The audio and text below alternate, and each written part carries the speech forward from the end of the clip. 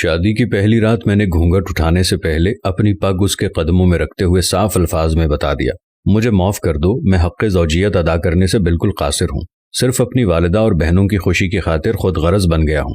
اس نے وہ پگ میرے سر پر رکھتے ہوئے کہا، آپ جیسے بھی ہیں میرا سہاگ ہیں، میرا نصیب ہیں، مجھے اب آپ کے ساتھ ہی رہنا ہے۔ اس دن کے بعد اس اللہ کی بندی نے میرے ساتھ 30 سال گزارے، میرے گھر والوں کی ہر بات برداشت کی، بانجھ ہونے کے تانے بھی سنے مگر میرا پردہ رکھا۔ قبرستان میں قدم رکھتے ہی ایک مہک نے استقبال کیا۔ یہ خوشبو اس سے پہلے کبھی نہیں سونگھی تھی اور نہ محسوس کی تھی۔ میں ہر جمعے کو صبح فجر کی نماز کے بعد اپنے والد صاحب کی قبر پر جاتا، فاتحہ خوانی کرتا اور وہاں سے ہی اپنے آفس چلا جاتا۔ ایک عرصہ ہو گیا تھا مگر آج میں نے قبرستان میں ایک نئی خوشبو محسوس کی جو مجھے بے چین کر رہی تھی۔ یہ خوشبو کسی طرح سے بھی دنیاوی خوشبو نہیں لگ رہی تھی۔ بہرحال میں والد صاحب کی قبر پہ پہنچا تو ان سے چند قدم کے فاصلے پر ہی ایک نئی قبر بنی تھی۔ تازہ پھول اور چادر سے اندازہ لگانا مشکل نہیں تھا کہ 2 یا 3 دن پہلے ہی یہ قبر بنی ہے۔ والد صاحب کی قبر سے فارغ ہو کر جاتے ہوئے اس قبر پر فاتحہ خوانی کے لیے رک گیا۔ فاتحہ خوانی کے دوران محسوس کیا کہ خوشبو اس قبر سے ہی آ رہی ہے۔ کنفرم کرنے کے لیے قبر کی مٹی مٹھی میں بھری تو ایک دم ٹھٹک گیا۔ قبر کی مٹی ٹھنڈی تھی جیسے نم ہو، جبکہ مٹی بالکل خشک تھی اور کمال حد تک ٹھنڈی تھی۔ بہرحال مٹی کو وہیں قبر پر پھینک دیا اور ہاتھ جھاڑنے کے بعد چل پڑا۔ بھائی کی دکان کھولی، پہلا گاہک آیا، اس کو سامان دیا تو اس نے کہا، زمان بھائی آج خوشبو تو بہت کمال کی لگائی ہے۔ خوشبو؟ کون سی خوشبو؟ تو اس نے کہا، زمان بھائی خوشبو آپ لگاتے ہو اور پوچھتے ہم سے ہو کون سی خوشبو؟ بہت بھلے مانس آدمی ہو آپ۔ یہ کہتے ہوئے وہ چل پڑا۔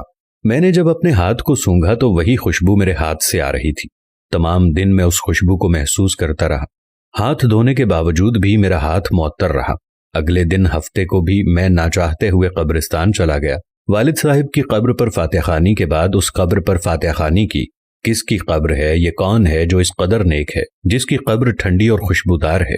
ایسا کون سا عمل کر دیا کہ اتنا بڑا انعام پا لیا؟ اس بات نے مجھے بے چین سا کر دیا۔ گورکن سے اس قبر کے متعلق پوچھا تو اس نے بتایا کہ خاتون کی قبر ہے۔ یہ جان کر اور بھی حیرت ہوئی کہ عورت کو اس قدر شاندار مقام کیسے ملا۔ اگلے دن اتوار تھا۔ دیر تک سونے کی عادت ہونے کے باوجود صبح فجر کی نماز کے وقت اٹھ کھڑا ہوا اور قبرستان روانہ ہو گیا۔ قبرستان میں داخل ہوا تو کیا دیکھتا ہوں، اسی خاتون کی قبر پر ایک باریش آدمی قرآن خوانی کر رہا ہے۔ میں والد صاحب کی قبر پر فاتحہ خوانی کرنے لگا۔ فاتحہ خوانی کے بعد میں نے اس آدمی کی طرف دیکھا جو اب دعا مانگ رہا تھا۔ جیسے ہی وہ دعا سے فارغ ہوا تو باہر کی جانب چل پڑا۔ اس کو جاتے دیکھ کر میں بھی اس کے پیچھے ہو لیا۔ جیسے ہی وہ گیٹ سے باہر نکلا میں نے آواز دے دی، سر بات سنیں 1 منٹ پلیز۔ جی فرمائیں۔ سر میں معذرت چاہتا ہوں، میں نے آپ کو تکلیف دی، مگر میں آپ سے ایک بات پوچھنا چاہتا ہوں، اگر آپ اجازت دیں تو۔ جی آپ پوچھیں، کیا بات ہے؟ انتہائی محبت سے اس شخص نے جواب دیا۔ شکریہ سر، جزاک اللہ۔ میں دراصل جاننا چاہ رہا تھا کہ یہ کن کی قبر ہے جہاں آپ قرآن خوانی کر رہے تھے؟ اگر آپ مناسب سمجھیں تو بتا دیجئے۔ یہ آپ کیوں پوچھ رہے ہیں؟ اس نے سوال کیا۔ دراصل اس قبر سے آنے والی خوشبو نے مجھے بے چین کر دیا ہے۔ ایسی خوشبو میں نے آج تک محسوس نہیں کی۔ مجھے یہ دنیاوی خوشبو نہیں لگتی۔ میں جاننا چاہ رہا تھا کہ صاحب قبر نے ایسا کون سا عمل کیا ہے کہ یہ مقام ملا کہ قبر ٹھنڈی اور خوشبودار ہو گئی ہے۔ یہ سن کر اس شخص نے ٹھنڈی آہ بھری اور کہا، قبر ٹھنڈی اور خوشبودار کیوں نہ ہو، اس نے اللہ تعالیٰ کو راضی کر کے ہی ایسا کیا ہے۔ جی میں یہ جاننا چاہ رہا تھا کہ ایسا کون سا عمل ہے جس سے یہ سعادت نصیب ہوئی۔ اس نے بتایا کہ یہ میری زوجہ کی قبر ہے۔ 30 سال تک ہماری رفاقت رہی۔ میں 4 بہنوں کا اکلوتا بھائی ہوں۔ میری بہنوں اور ماں کو میرا صحرا دیکھنے کا بے حد شوق تھا۔ سرکاری نوکری ملتے ہی چاند سی دلہن کی تلاش شروع کر دی گئی۔ یوں دنوں میں لڑکی کی تلاش کا کام مکمل ہوا۔ شادی ہوئی اور ماں بہنوں نے اپنے ارمان دل کھول کر پورے کیے۔ شادی کی پہلی رات میں نے گھونگھٹ اٹھانے سے پہلے اپنی پگ اس کے قدموں میں رکھتے ہوئے صاف الفاظ میں بتا دیا کہ مجھے معاف کر دو، میں حق زوجیت ادا کرنے سے بالکل قاصر ہوں، میڈیکلی طور پر مکمل انفٹ ہوں، صرف اپنی والدہ اور بہنوں کی خوشی کی خاطر خود غرض بن گیا ہوں۔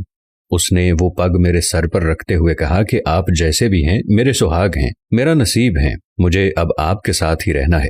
اس دن کے بعد اس اللہ کی بندی نے میرے ساتھ 30 سال گزارے، میرے گھر والوں کی ہر بات برداشت کی، بانجھ ہونے کے تانے بھی سنے مگر میرا پردہ رکھا۔ اللہ اس کی قبر کو کیسے ٹھنڈا اور خوشبودار نہ کرے جس نے اتنی پاکباز زندگی گزاری ہو۔ اس شخص کی تمام بات سن کر اس خاتون پر رشک آنے لگا جس نے دنیا میں صبر کیا اور اعلیٰ مقام حاصل کیا۔ آج کل کے دور میں کچھ بھی حاصل کرنا کیا مشکل ہے، عورت ذرا سی بیمار، مرد حلال حرام کی تمیز کیے بغیر اپنی خواہشات کی تکمیل کے لیے کچھ بھی کر گزرتے ہیں۔ تھوڑا سا فرق لگنے پر بیوی شوہر کو کھری کھری سنا دیتی ہے، شوہر بیمار ہو تو تعلق تک استوار کر لیتی ہے۔ معاشرہ ایسی مثالوں سے بھرا پڑا ہے۔ صبر کا دامن ہم نے ہاتھ سے چھوڑ دیا ہے۔ اللہ تعالی ہمیں دین کو سمجھنے، اس پہ عمل کرنے کی توفیق عطا فرمائے۔ آمین ثم آمین یا رب العالمین۔ ہم امید کرتے ہیں کہ ہماری آج کی ویڈیو آپ کو پسند ضرور آئی ہوگی، اور آپ ایسے بہن بھائیوں کے ساتھ اس ویڈیو کو ضرور شیئر کیجیے گا۔ ویڈیو اچھی لگے تو دوسروں کی بھلائی کے لیے شیئر ضرور کیجیے۔ اللہ ہم سب کو ہدایت دے اور اپنے ماں باپ کا احترام کرنے کی توفیق عطا فرمائے۔ آمین۔ اگر آپ نے ابھی تک ہمارا فیس بک پیج پیارا اسلام کو فالو نہیں کیا تو پیج کو فالو کر لیں تاکہ ایسی ہی مزید دلچسپ اور معلوماتی ویڈیوز آپ تک بر وقت پہنچ سکیں۔ اپنی دعاؤں میں یاد رکھیے گا۔ اللہ نگہبان۔